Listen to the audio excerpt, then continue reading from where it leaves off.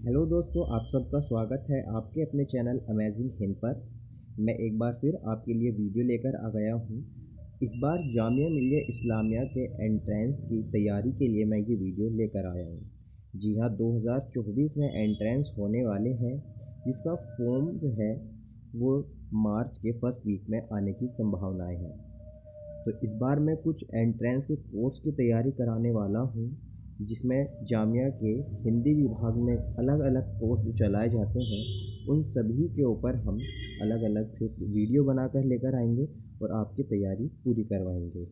तो आज की वीडियो में एमए हिंदी के ऊपर लेकर आया हूँ, जो जैसे कि इसका सिलेबस क्या है और इसके फॉर्म की डेट कब है, इसमें सीटें कितनी हैं, मतलब कि पूरा प्रोसेस हम एमए हिंदी के बारे में आज आपको बताने वाले हैं। तो चलिए वीडियो को शुरू करते हैं। Jamia MA Hindi entrance exam date. Entrance form March तक के फर्स्ट वीक तक आने की संभावनाएं हैं। वहीं पर एग्ज़ाम जो कंडक्ट कराया जाता है, वो अभी तक 23 मई तक ये एग्ज़ाम तक करा दिया जाएगा। ये एक प्रॉपर डेट नहीं है, ये हमारा अंदाज़ा है।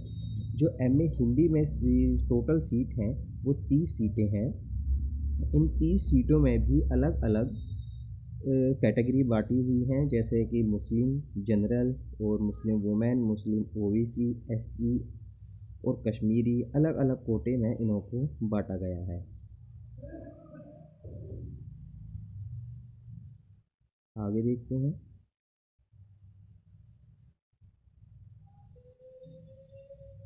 एमए हिंदी के लिए क्वालिफ़िकेशन आपको क्या चाहिए? तो आपके पास ग्रेजुएशन होना चाहिए। ग्रेजुएशन के साथ साथ में आपको उसमें 50% से पास होना ज़रूरी है। फिर वो चाहे आपका बीए से हो या BSc, BA, BSc, BCom honours या बैचलर डिग्री, कोई से भी सब्जेक्ट से आपका ग्रेजुएशन होना चाहिए और उसमें 50% अंक होने चाहिए।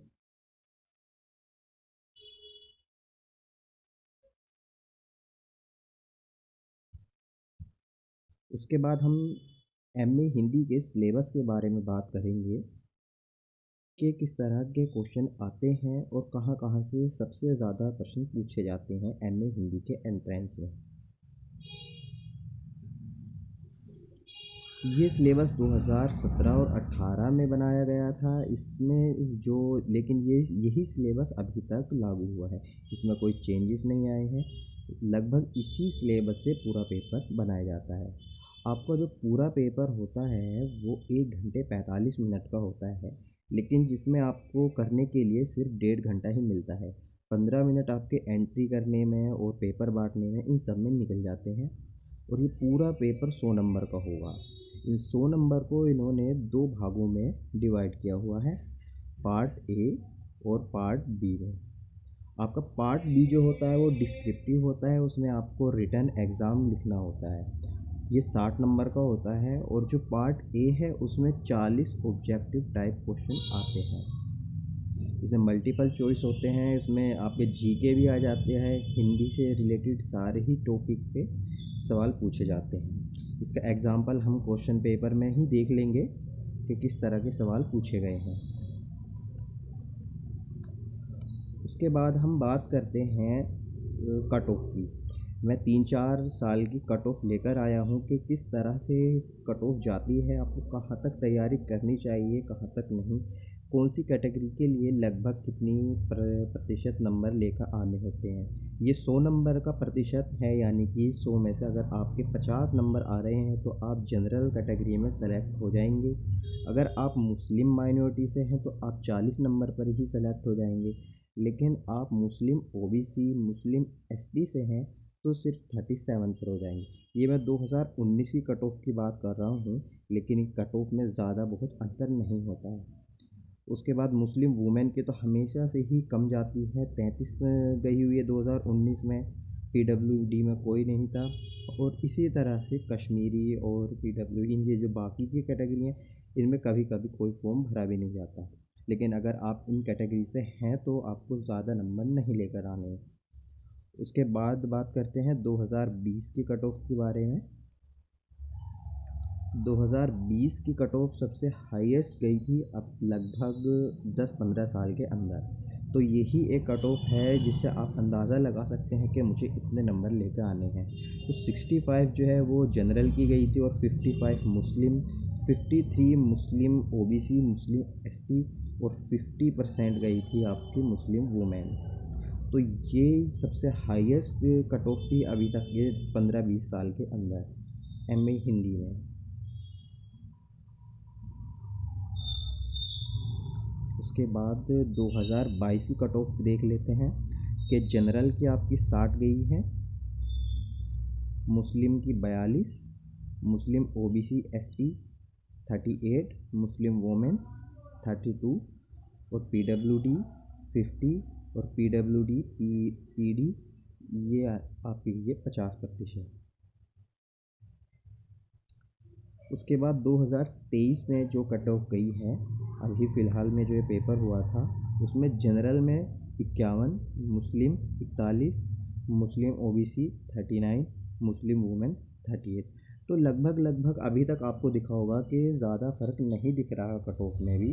अगर मुस्लिम या मुस्लिम कैटेगरी की बात करें तो हमें ज़्यादातर 40-41, 42, 40-41, 42 ही लगभग रही है और हर साल भी यही रहती है। आपको ज़्यादा नंबर सिर्फ़ और सिर्फ रिटर्न में लेकर आने होते हैं, लेकिन इसका एक रूल भी है, अगर आपने रिटर्न में 18 नंबर नहीं लिए तो आप फ़ेल हैं। चाहे आपके फर्स्ट ए भाग में 40 में से 40 ही क्यों ना हों, लेकिन अगर आपके रिटर्न पेपर में 18 नंबर नहीं बन रहे तो आप पूरी तरह से फ़ेल हो जाएंगे। आपकी कॉपी रिजेक्ट कर दी जाएगी, आपकी कॉपी चेक नहीं होगी बाकी की। चाहे आप कितने ही अच्छे नंबर लेकर आ जाएं फर्स्ट पहले भाग में, लेकिन उसको कोई फ़ायदा नहीं होगा। तो चलिए अब देख लेते हैं कि किस तरह से क्वेश्चन बनाए गए हैं और किस तरह से क्वेश्चन आते हैं।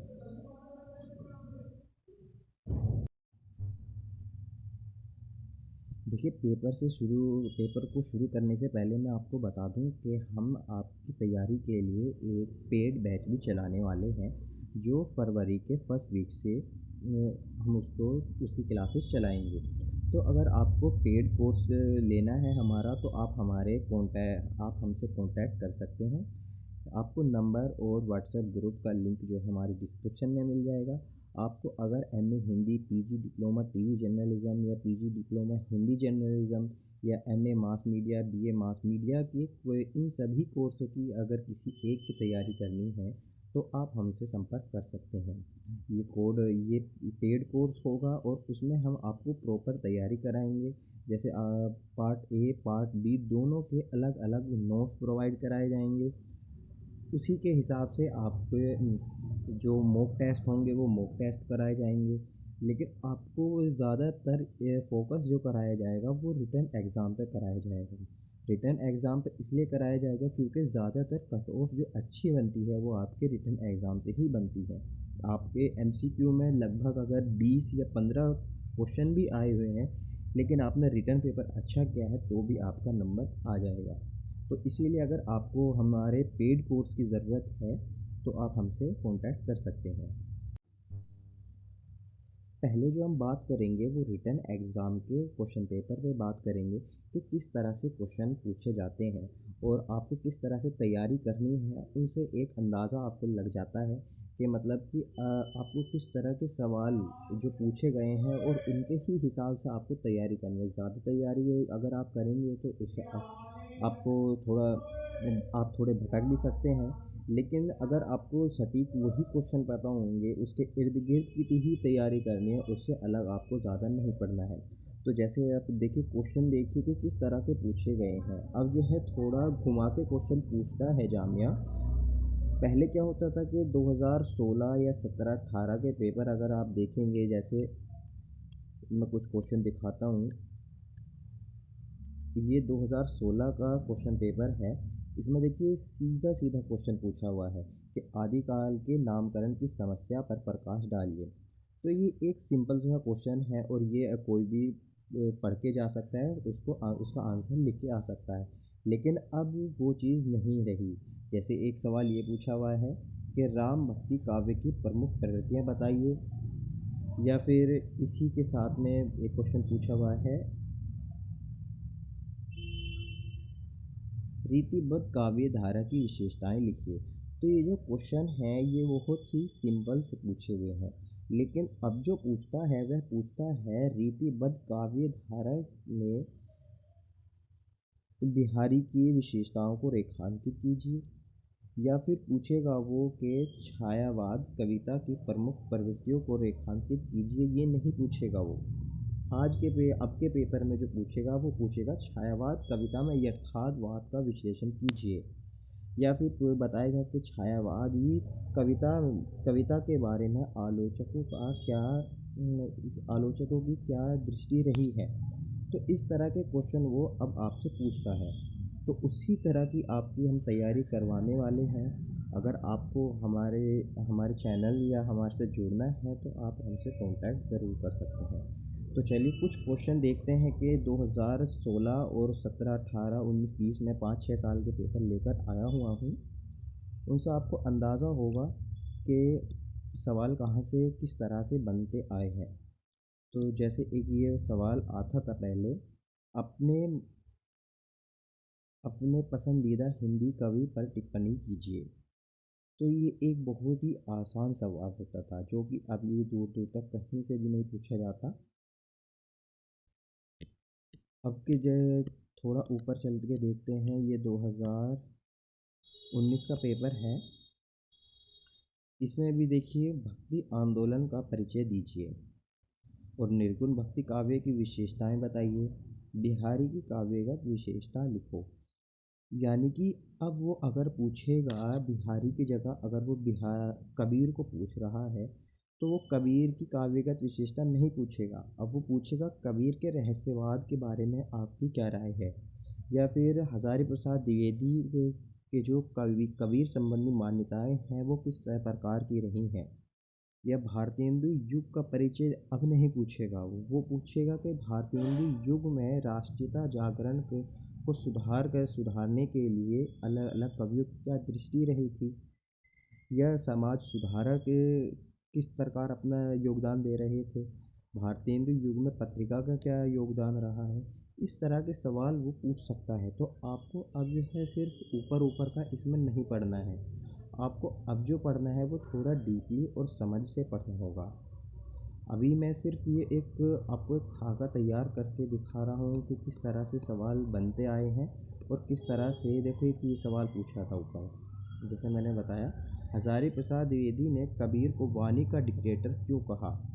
तो ज़्यादातर जो होंगे वो कबीर के बारे में पढ़ के जाएंगे कि कबीर की विशेषता क्या है, कबीर का क्या योगदान रहा है। लेकिन इसमें पूछा है हजारी प्रसाद द्विवेदी ने कबीर को वाणी का डिक्टेटर क्यों कहा। कि देखिए अगर आपको वो घुमाएगा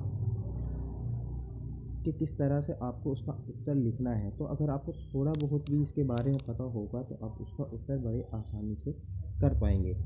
इसमें पूछा है किसी एक कथाकार पर अनुच्छेद लिखिए। ज़्यादातर क्या करते हैं वो अपने मनपसंद कवि के बारे में लिखे आएंगे या कहानीकार, या मतलब कि सिर्फ एक वो ये नहीं देखेंगे कि इसमें कथाकार पूछा हुआ है। वो कवि को ही लिखे आएंगे, वो भले ही कथाकार हो या ना हो। तो इन चीज़ों का आपको ध्यान रखना है। और एक आधा क्वेश्चन अगर वो पूछता है तो थोड़ा व्याकरण से पूछ लेता है, या पाश्चात्य और भारतीय काव्य शास्त्र से अब पूछने लगा है ज़्यादातर। जैसे अनुप्रास या यमक अलंकार को उदाहरण सहित लिखिए। अगर आप इसमें उदाहरण के साथ में उत्तर लिख के आते हैं तो आपको पूरे नंबर मिलने की संभावनाएं होती हैं। जैसे अब हम ऊपर देखते हैं 2022 का क्वेश्चन पेपर है। इसमें पूछा है भक्तिकालीन काव्य का सौंदर्य पक्ष बताइए। अब देखो बदल गया, स्वरूप जो है वो बदल गया। अब इसने भक्तिकालीन की विशेषता नहीं पूछी, इसने भक्तिकालीन का उदय नहीं पूछा। अब इसने पूछा भक्तिकालीन काव्य का सौंदर्य पक्ष बताइए। अब इसमें फिर कबीर दास की सामाजिक चेतना को रेखांकित कीजिए। जैसे मैंने कहा था कि वो अब जो है कबीर का रहस्यवाद पूछेगा, कबीर की सामाजिक चेतना पूछेगा, या कबीर के राम और तुलसी के राम में क्या फ़र्क है वो पूछेगा। तो इसी तरह से मीरा की कविता में भक्ति साधना का स्वरूप पूछा है। उसने मीरा की काव्यगत विशेषता नहीं पूछी। साधारणीकरण का स्वरूप, भारतेंदु मंडल का महत्व बताइए। अब उसने भारतेंदु युग की प्रवृत्तियाँ छोड़ दी। अब वो थोड़ा डीपली क्वेश्चन आपसे पूछेगा ही पूछेगा। तो इसी तरह से आपको क्वेश्चनों की तैयारी करनी है। आपको सिर्फ मोटा-मोटा नहीं पढ़ना है। अगर आपको रिटन में अच्छे नंबर लेकर आने हैं तो आपको साहित्य की अच्छी समझ होनी चाहिए, तभी आप एक अच्छा आंसर लिख पाएँगे और ज़्यादा से ज़्यादा उदाहरण उसमें लिखने की कोशिश करें और कोटेशन के साथ में हर एक आंसर लिखने की कोशिश करें।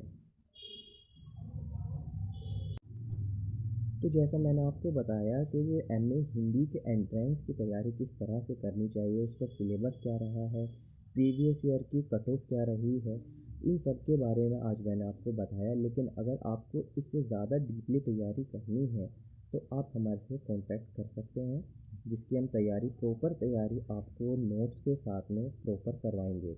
नोट्स के साथ साथ में आपको उनकी पीडीएफ और आपको मॉक टेस्ट ज़रूर होंगे उसमें ऐड। तो और उसके साथ-साथ में आपको जो जब एंट्रेंस के 10 दिन करीब बचेंगे, तो आपके एक एंट्रेंस की ही तरह एक पूरा प्रॉपर टेस्ट भी कराया जाएगा। तो उसमें आपका लेवल पता चलेगा कि आपकी तैयारी कहाँ तक रही है, कहाँ तक नहीं। और इसमें हमारे पढ़ाने के जो टीचर्स रहेंगे वो पीएचडी स्कॉलर भी रहेंगे और पीएचडी जो कर चुके हैं, जो कॉन्ट्रैक्ट बेस पे टीचर भी हैं, वो भी आपको गाइड करेंगे। तो मतलब लगभग ज़्यादातर वही टे आपको गाइड करेंगे जो हिंदी विभाग से पास आउट हो चुके हैं। तो उम्मीद करता हूँ आपको ये वीडियो पसंद आई होगी। आप हमारे चैनल पर नए आए हैं तो हमारे चैनल को सब्सक्राइब ज़रूर करें। आपको हर अपडेट हमारे चैनल पर मिलती रहेगी जामिया एंट्रेंस के रिगार्डिंग। धन्यवाद।